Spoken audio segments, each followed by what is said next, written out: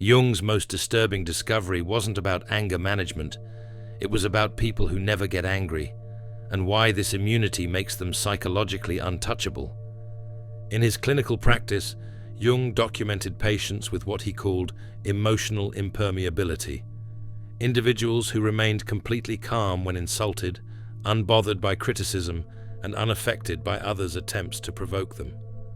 They never took things personally, never reacted defensively, and seemed immune to the emotional triggers that controlled everyone else. Jung called this discovery disturbing because these people didn't suppress their emotions or practice detachment. They had undergone a specific psychological transformation that made other people's behavior irrelevant to their inner state, giving them an almost supernatural level of emotional freedom. Today, I'll show you Jung's most disturbing discovery about people who never get angry, and the psychological process he believed could make anyone completely unbothered by others' actions. The case that revealed Jung's most disturbing discovery began with a patient he described in his private notes, a successful businessman who came to him in 1919, not because he was suffering, but because his complete lack of emotional reactivity was making others uncomfortable. This businessman, let's call him Heinrich, had built a steel empire in post-war Germany, but his employees were terrified of him, not because he was cruel or violent, but because nothing could anger him. Insults bounced off him. Criticism made him curious, not defensive. Betrayal interested him rather than hurt him. His wife brought him to Jung because she was convinced something was wrong. "Doctor," she said, "my husband doesn't get upset about anything. Yesterday, I told him I'd been having an affair for 6 months. He asked me 3 questions. Was I happy? Did I need anything from him? And whether I wanted to continue our marriage or end it." But here's what Jung discovered that changed everything. Heinrich wasn't emotionally numb. He wasn't suppressing anything. He had simply learned to see his triggers as mirrors, reflecting parts of himself he hadn't fully understood. Jung called this the shadow mirror effect. Every person who angers you is showing you something about your own unconscious mind. The rude co-worker who dismisses your ideas, they're reflecting your fear of being inadequate. The friend who's always late, they're mirroring your need for control. The family member who criticizes your choices, they're showing you your own self-doubt. Heinrich had mastered this principle after a devastating business betrayal 3 years earlier. His closest partner had stolen his biggest client and nearly destroyed his company. But instead of seeking revenge, Heinrich asked himself one question: what part of me is this person reflecting? The answer shocked him. His partner's greed reflected Heinrich's own suppressed fear of poverty.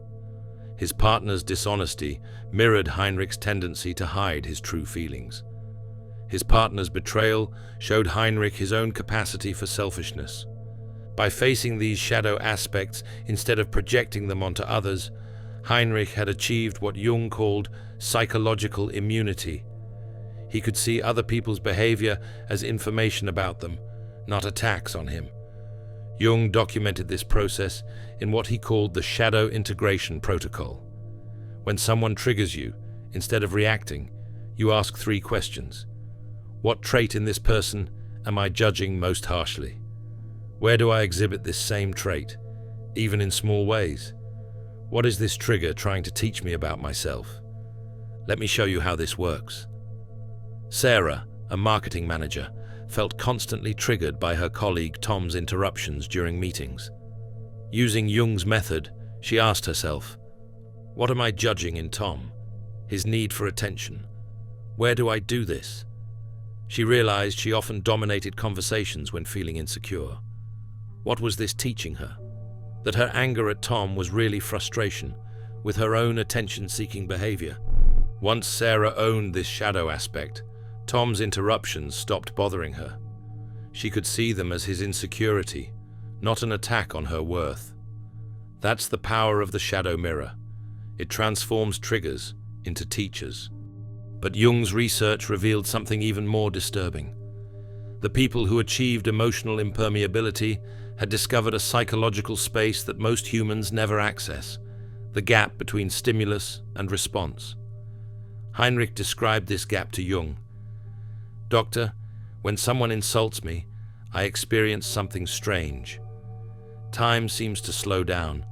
I can see their words coming toward me, but instead of hitting me, they hover in the air. In that moment, I have a choice. Do I catch these words and make them mine, or do I let them pass through me?" Jung realized Heinrich had stumbled upon what he called the reaction gap, a psychological space where conscious choice replaces unconscious reaction. Most people experience trigger and response as one continuous event, but those with emotional impermeability had learned to insert conscious awareness between the trigger and their response.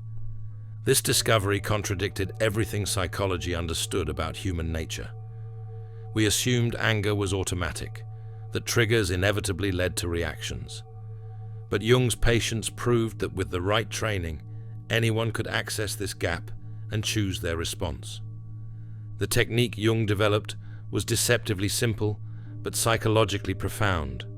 He called it the observer protocol. When triggered, instead of immediately reacting, you step back and observe the trigger as if watching a movie. You notice the other person's words, their body language, their emotional state. But most importantly, you observe your own internal response without becoming it. Jung documented case after case of patients mastering this technique. Maria, a teacher, learned to observe her principal's criticism without taking it personally. Instead of becoming defensive, she could see his stress, his pressure from the school board, his own insecurities. From the observer position, she could respond with empathy rather than anger. The key insight Jung discovered was this: you are not your emotions. You are the consciousness that observes your emotions. When someone triggers anger in you, that anger is information, not identity. You can choose to act on it, examine it, or simply let it pass. Heinrich had mastered this so completely that he described feeling psychologically transparent. Other people's negativity passed through him like light through glass. He wasn't avoiding or suppressing anything. He was simply choosing not to identify with every emotional impulse. But here's what Jung found most disturbing about this ability. Once people developed it, they often lost interest in the drama that consumed most humans.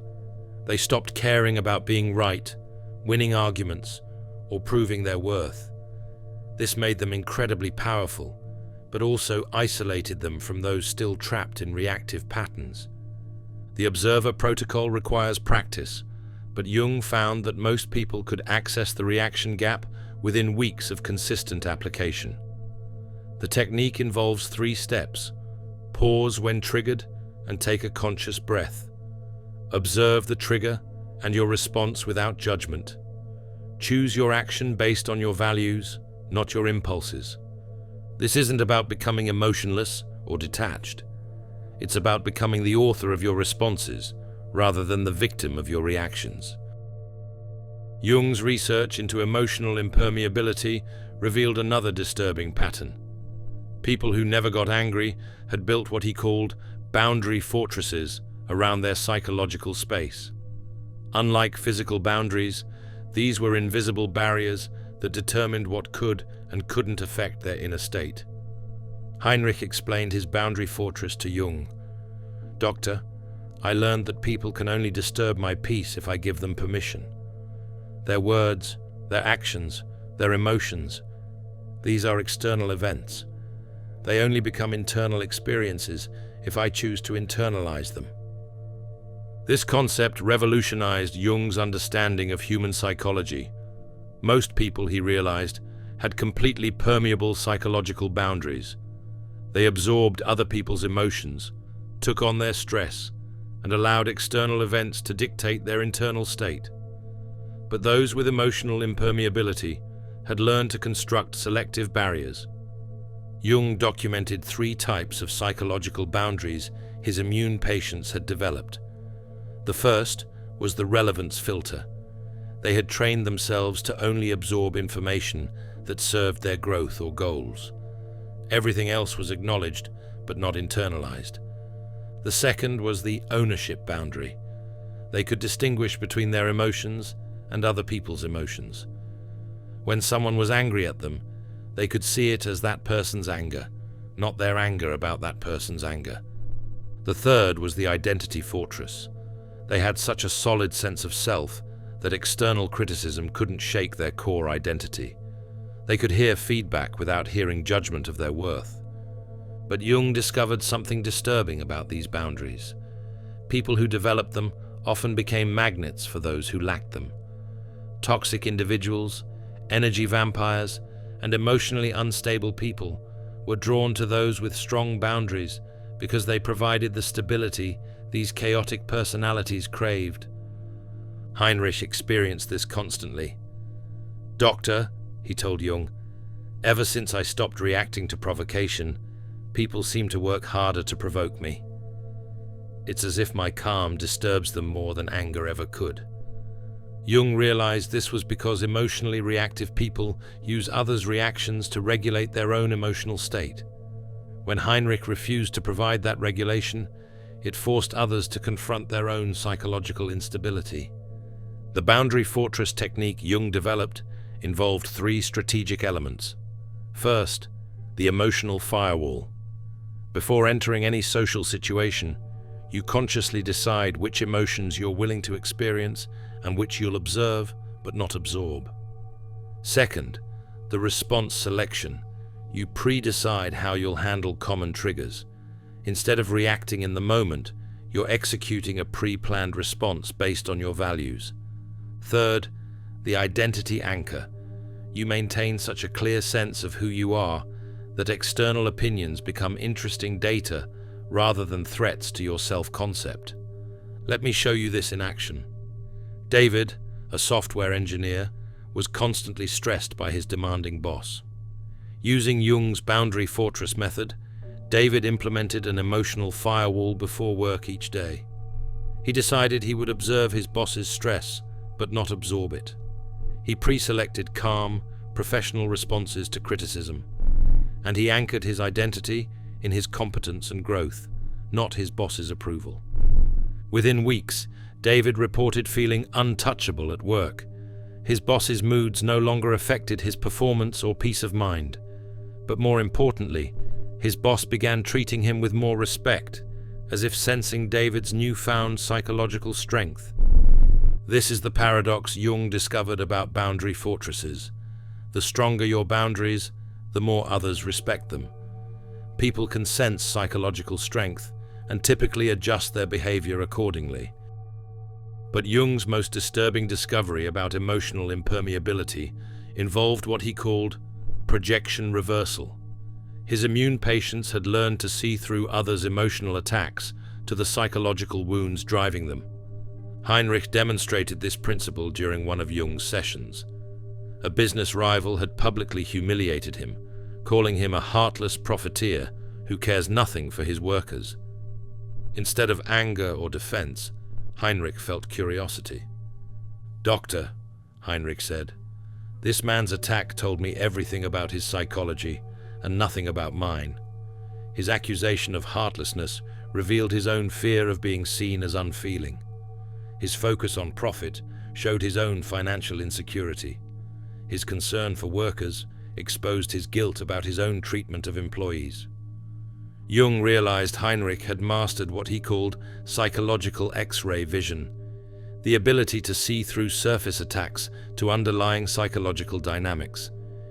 When someone attacks you, they're always telling you something about themselves, not you. This discovery was disturbing because it meant most human conflict was based on psychological projection. People weren't really fighting each other. They were fighting projections of their own unresolved issues onto each other. Jung documented the pattern repeatedly. Criticism about your appearance comes from people insecure about their looks. Attacks on your success come from those frustrated with their achievements. Judgments about your choices come from those doubting their own decisions. But here's what Jung found most troubling. Once you could see these projections clearly, it became almost impossible to take personal attacks personally.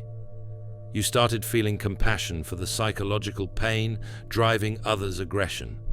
Heinrich described this shift. "Doctor, when someone attacks me now, I see a wounded child lashing out in pain. How can I be angry at a child for crying? Instead, I feel curious about what hurt them and whether I can help." This is the ultimate psychological immunity, Jung discovered. When you can see others' attacks as expressions of their pain rather than assessments of your worth, you become completely unbothered by their behavior. The projection reversal technique involves 3 diagnostic questions when someone attacks you. What quality are they attacking in me? Where might they struggle with this same quality? What pain or fear might be driving this attack? Let me demonstrate this with a real example. Lisa, a graphic designer, was devastated when a client called her work completely unprofessional and amateur. Using projection reversal, she asked, "What are they attacking? My professionalism. Where might they struggle with this?" She remembered the client mentioning feeling like an imposter in their industry. What pain drives this? Fear of their own unprofessionalism being exposed. This insight transformed Lisa's response. Instead of taking the criticism personally, she could see it as the client's projection of their own professional insecurities. She addressed their concerns professionally while maintaining her inner peace. But Jung warned about a dangerous side effect of mastering projection reversal. Once you could see through everyone's psychological defenses, maintaining genuine relationships became challenging. You might feel like you were surrounded by wounded children rather than equal adults. Heinrich experienced this isolation. "Doctor, sometimes I feel like I'm the only adult in a world of hurt children.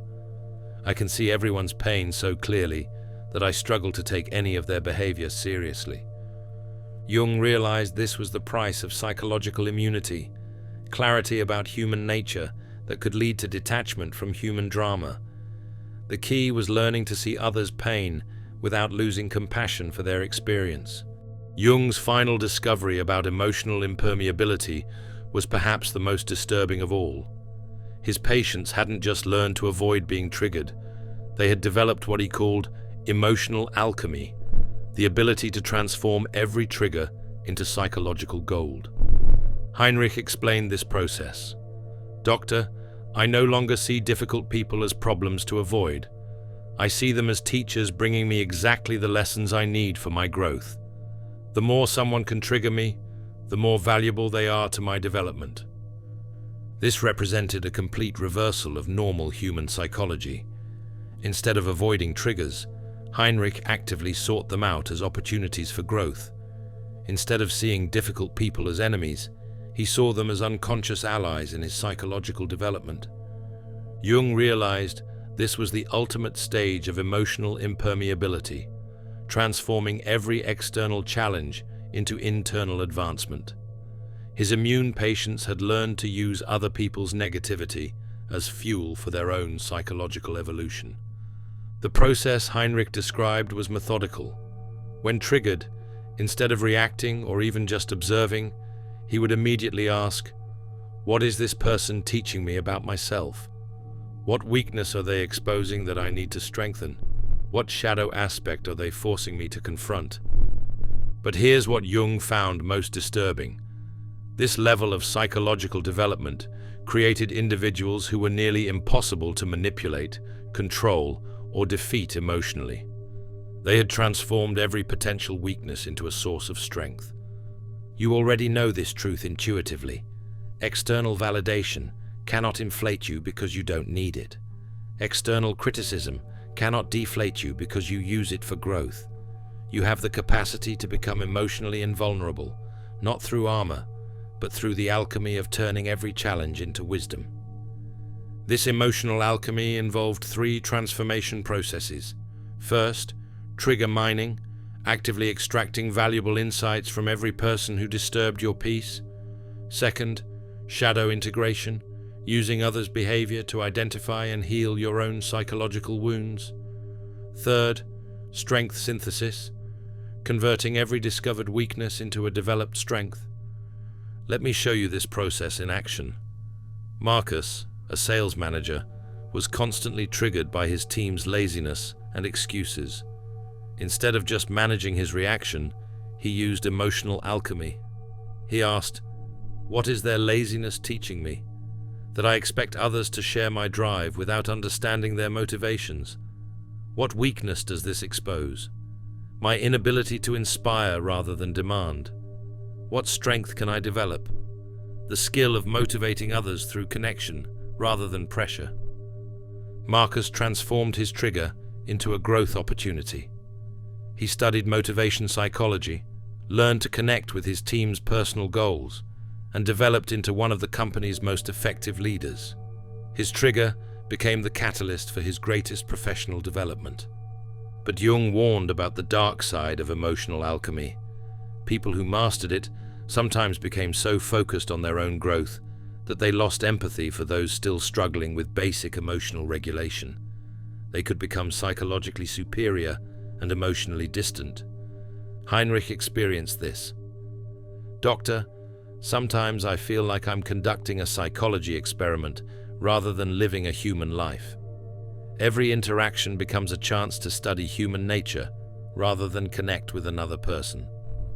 Jung realized the final challenge of emotional impermeability was maintaining humanity while achieving psychological transcendence. The goal wasn't to become invulnerable, but to become anti-fragile, stronger and more compassionate through every challenge. As Jung wrote, "The acceptance of oneself is the essence of the whole moral problem and the epitome of a whole outlook on life." True immunity required accepting both strength and vulnerability. The ultimate stage of emotional alchemy involved what Jung called compassionate immunity, using your psychological strength to help others rather than to distance yourself from them. Heinrich eventually learned to use his immunity not as a shield, but as a bridge, helping others develop their own emotional resilience. Jung's final observations about emotional impermeability revealed its ultimate purpose, not to escape human connection, but to engage with it from a position of psychological strength. He called this stage the compassionate warrior, someone who could remain untriggered while still caring deeply about others. Heinrich's transformation into a compassionate warrior happened gradually. Initially, his immunity created distance between him and others. People found his unshakable calm unsettling, even threatening. But Jung helped him understand that true emotional immunity included the ability to make others feel safe and understood. "Doctor," Heinrich reflected, "I realized my immunity was incomplete if it only protected me. True strength means creating space for others to feel their emotions without judgment while maintaining my own center." Jung documented how Heinrich learned to use his emotional immunity in service of others. When his wife expressed frustration, instead of remaining unmoved, he could hold space for her feelings without absorbing them. When his employees brought him problems, he could listen with full presence without taking on their stress. This is the paradox Jung discovered about ultimate emotional immunity. It requires maintaining your humanity, not transcending it. The compassionate warrior can feel others' pain without suffering, witness others' chaos without becoming chaotic, and offer support without becoming depleted. The technique I developed from Jung's observations involved emotional aikido, using the energy of others' emotions to help them, rather than resisting or absorbing that energy. When someone brings you anger, you redirect it towards solutions. When someone brings you sadness, you transform it into compassion. When someone brings you fear, you alchemize it into wisdom. Heinrich mastered this so completely that people began seeking him out during their worst emotional crises.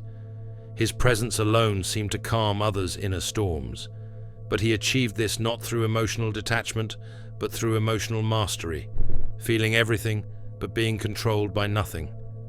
Jung's final notes on Heinrich revealed the ultimate secret of emotional impermeability. He has learned to love others' humanity while remaining untouchable by their chaos. This is perhaps the highest achievement of human psychology, complete vulnerability combined with complete invulnerability.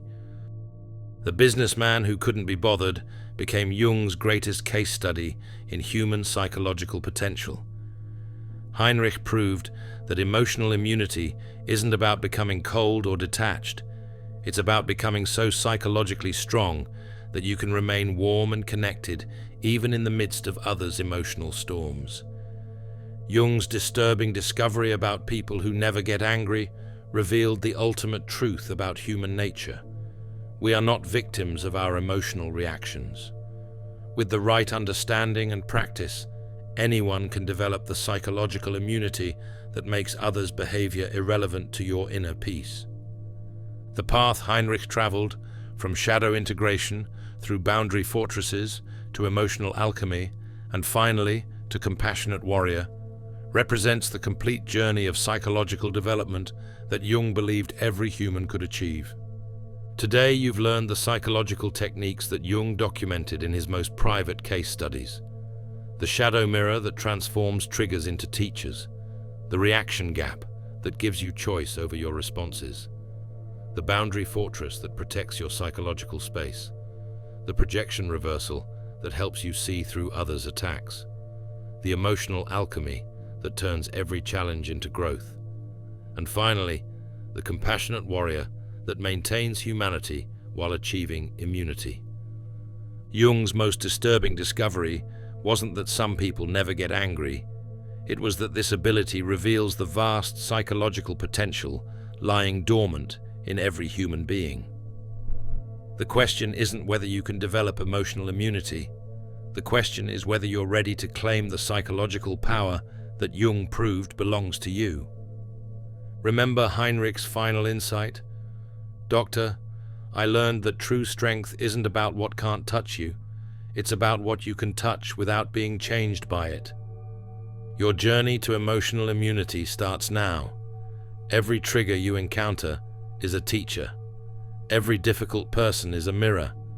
Every challenge is an opportunity for psychological alchemy.